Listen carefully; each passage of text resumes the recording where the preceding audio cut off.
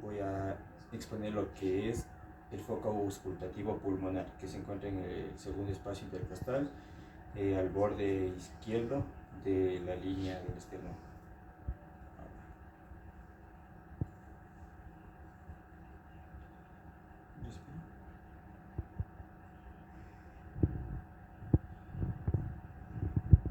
Listo, ahí se escucha y se puede escuchar muy bien los ruidos cardíacos de que emite la válvula pulmonar.